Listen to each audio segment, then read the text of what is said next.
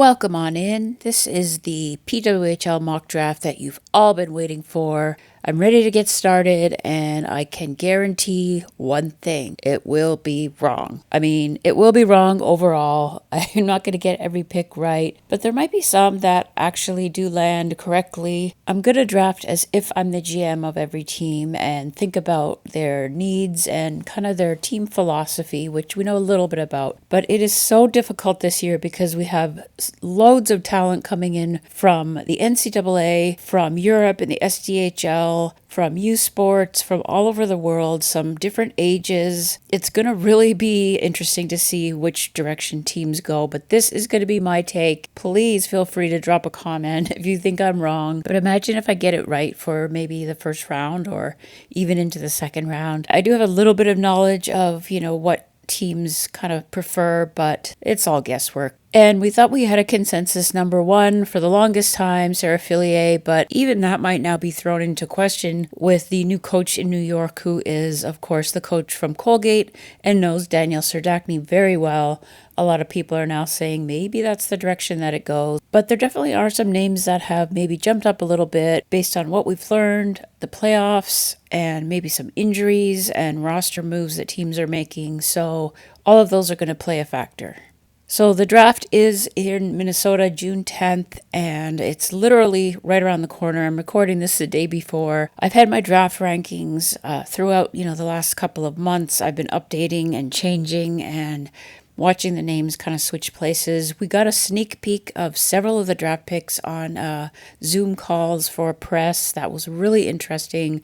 We met with Ronja Savalainen, Daniel Pechova, Nora Toulouse, Kayla Barnes, Sarah Fillier, Julie Gosling, Izzy Daniel, and Abby Boreen. So check those out. Those are on my channel as well here. And that was really interesting, and it's sure to be a great day. And I am here on the scene and have already run into a couple of players. So the whole thing is just going to be really exciting. Stay tuned here. I'll have some exclusive content for you. Hopefully a couple of exclusive interviews or just insight into what's happening here. But let's get on to the good part, the draft itself. We know the order is right here, New York with the number one pick. So, of course, Sarah Fillier is thought of as the presumed number one pick, but, Serdachny has jumped into the picture. So who do I think they're going to take? Well, I think they're going to stick to the script and draft Sarah Fillier. I think she is just so talented. She's just too much of a good player to pass up. She played at Princeton where she was the captain, and her numbers were pretty good. And bear in mind, they weren't a great team. She's got all the tools. She can play center or wing. She has played extensively at the international level, and I think that gives her an edge slightly over Serdachny that New York could really use. And this is really just the safe, but also the best pick for New York. So that brings Ottawa at number 2, and I think they were just waiting to see which way the first pick went, and I think this is where they will be happy to take Danielle Serdachny.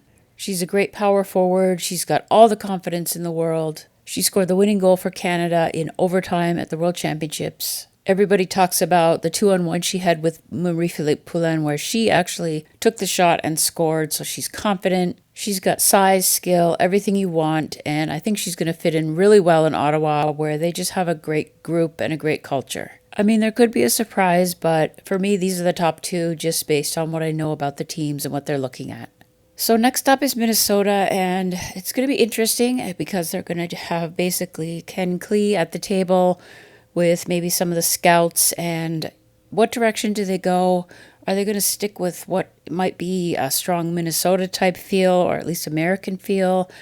I think just taking the best player available at this point makes a lot of sense. And that would be Hannah Bilka, and she's from Ohio State, previously from Boston College. And she's just the full package, just pure offense. We found that scoring in this league, particularly with the great goalies, is at a premium. So someone who can contribute offense and put up numbers like this. In 37 games, she had 22 goals, 48 points. And Kayla Barnes described her as just almost shot out of a cannon, just speed to burn.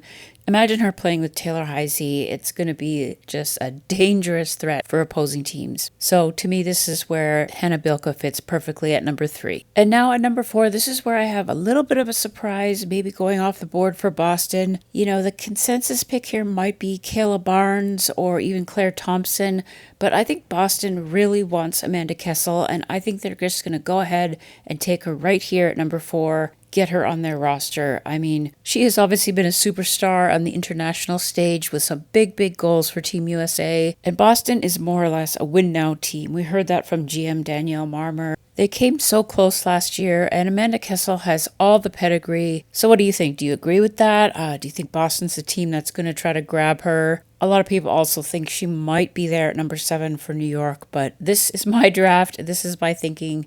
It's Amanda Kessel for Boston. Then we move on to Montreal, and I definitely think they are looking for a defenseman. They only really have a strong number 1 defenseman, Aaron Ambrose, so I think this is where they're happy to select Claire Thompson. She was Ambrose's partner for a long time, and some people thought she might go higher, but I think this is where she will fit, and what a great fit that will be. She and Aaron Ambrose will form a great D pair, rivaling Renata Fast and Jocelyn Larocque in Toronto. I think this is going to be fantastic. Then at number 6, it starts to get a little more open. Gina Kingsbury did say in her availability that she wants best player available. Now, if they're two equal things, they might look at needs. And I think their needs with Natalie Spooner most likely not starting the season, unfortunately. They're probably going to ease her back in over a month or so. So to me, the next best thing is Julia Gosling, and I think this will be a pick that Toronto fans are really happy with. She described herself in this way in the pre-draft availability. I would say I'm a 200-foot power forward. I'm pretty tall and have a pretty good shot. So whenever I can release that shot, I'm a pretty big threat and just driving pucks to the net, getting in front of the net. Sounds a lot like Spooner. 200-foot player. She's big. She can go to the net. She might not put up quite the numbers, but she's going to be able to fill the spot that Spooner would have filled with her line mates like Malte or Nurse or Turnbull. So I think at number 6, Julia Gosling is a great pick. All right, we move on to the second round, and New York is up again.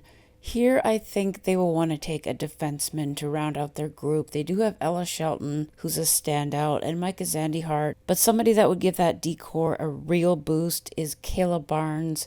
If she's still available here, I think they take her happily. She's a great player. She has spent a lot of time with the Team USA program, so she's got that veteran experience. She's definitely familiar with Alex Carpenter, and she is a real character person.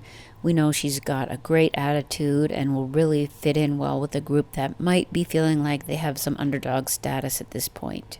So Kayla Barnes to New York at number 7, I think will be fantastic. Okay, Ottawa is up, and I think they are also going to look at a defenseman. There are 2 on the board that are really good, but very different. And I guess depending on Mike Hirschfeld's feeling about Carla McLeod and the Czech players, they might go ahead and grab Daniela Pejová. She's from Czechia, and she is probably going to be the youngest player in the league. But her skill set is amazing, and I think she would really add to that decor in Ottawa. She enjoys playing the physical game. She said that on the call, and she's a very elusive skater. She has a great shot from the point and really can put up offensive numbers as well. This is going to be a special player, and I just can't see Ottawa leaving her if she is still on the board. This is where they'll take her. Now, Minnesota goes next here. I was debating whether they might not do this, but I think, for some continuity and basically because fans wouldn't really like if Abby Boreen went somewhere else, I think Minnesota is going to just take her right here in the second round. She was a reserve player with them last year, and she was a great fit, popular player. I think this will get some applause and get some of the fans happier with what Minnesota's doing. So I think Abby Boreen is a good fit here. I don't know if this is a little early. Maybe the third round is where she fits, but Abby Boreen was an important player. She fills a role, and teams are, after all, looking to draft players just like this. So I don't think it would be a mistake at all to draft her here. So Boston is up next at number 10, and they are going to get lucky because they can draft Ronja Savalainen, a great defender from Luleå of the SDHL, and she is big, mobile. She will compare a little bit to Megan Keller. She compares her own game to Renata Fast, so those are both great comparisons. And she brings a little edge physically and has a great all-around game. I'm jealous of any team that gets her because She has a bit of a mean streak. Look at those stats that she put up. She plays offense. She's got a unique combination of skills for sure. Good skater, and maybe this is leaving her too late, but when Boston drafts her, I think they are going to celebrate.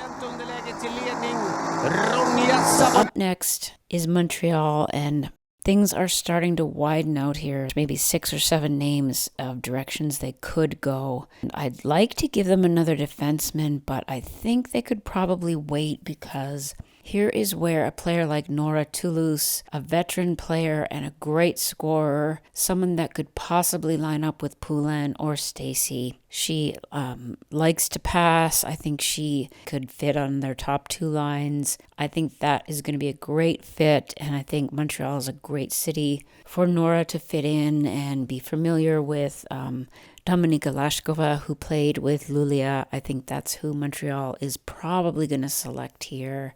And you can disagree. There are some good names on the board for defensemen, but I'd love to see this happen. And up next is Toronto. Do they want a defenseman here? They're leaning heavily on Renata Fast and Jocelyn The Rock. I could see them going with a defenseman, but there's a name that's available with that strong Team Canada tie, and it's Jennifer Gardner, so that's who I think they're going to snap up here. And this fits perfectly with the Toronto kind of identity of Team Canada. She did play in the rivalry series and was the last cut before the World Championships. She had 45 points in 39 games, so there's more offense, and that's what they need. I think she's a perfect fit. Hoping that she's still available here at number 12, and if she is, they're going to grab the captain of the national championship winning Ohio State team. A lot of Ohio State players are going to go off the board, and I think this is one of them. All right, so with that, those are the first 2 rounds the way I see it, and I would love to get some discussion going, so drop a comment and tell me if you think I made the right choices in the right order, or if it's all upside down. This is a great community, and I'm off to some more draft events to get some more content and footage for you. I will be doing a quicker version of the next few rounds. I'll be posting that later, so check back, and thanks so much for watching. See you in the next one.